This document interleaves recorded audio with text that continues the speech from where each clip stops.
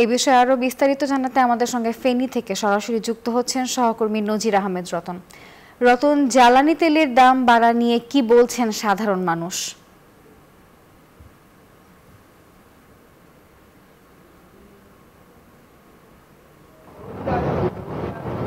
জি নাফিসা, জ্বালানি তেলের দাম বৃদ্ধিতে কিন্তু সাধারণ মানুষ কিন্তু একটু ক্ষোভ প্রকাশ করেছে। তারা বলছেন যে প্রতিবারই কিন্তু জ্বালানি তেলের মূল্য বাড়ে, কিন্তু সে কমানোর সময় কিন্তু সেটা যৎ সামান্যই, এবং সেটা তাদের অনেকটা প্রভাব পড়ে জীবনযাত্রায়। আমি বিশেষ করে বাইকারদের সাথে কথা বলেছি, তারা বলছেন যে যদিও 2 টাকা 50 পয়সা বাড়ছে পেট্রোল কিংবা অকটেনে, সেটা তাদের জন্য অনেকটা কষ্টকর হয়ে পড়বে।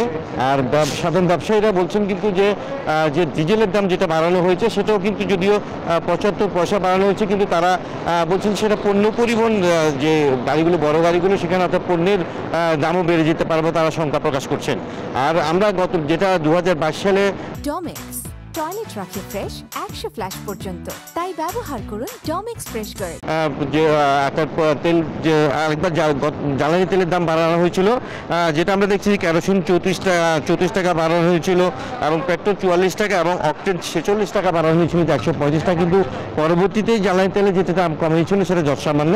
আবার আগামীকাল থেকে যেটা তেলের দাম বৃদ্ধি হতে যাচ্ছে সেটা কিন্তু সাধারণ মানুষ কিন্তু ক্ষোভ প্রকাশ করেছেন। বিশেষ করে আমরা দেখেছি বাইকাররা ক্ষোভ প্রকাশ করেছেন, এবং ব্যবসায়ীরা বলছেন যে বড় গাড়িগুলোতে হয়তো পণ্য পরিবহন গাড়িগুলোতে হয়তো পণ্যের উপর প্রভাব পড়তে পারে বলে তারা জানিয়েছেন, এবং জীবনযাত্রা এটি কিন্তু একটি ব্যয় বলে তারা জানিয়েছেন।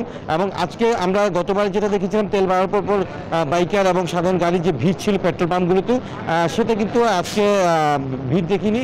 তবে অনেকে আবার বলছেন যে তারা তেলের দাম যে বাড়ছে সেটা অনেকেই জানেন না বলে জানিয়েছেন। তো এই ছিল আমার কাছ থেকে যে তেলের দাম বৃদ্ধির সাধারণ মানুষের প্রতিক্রিয়া, এবং পেট্রোল পাম্পে রয়েছে সেখানে কিন্তু পরিবহনের চাপও কিন্তু সাধারণের তুলনায় অনেকটা কম। রতন, আপনাকে ধন্যবাদ।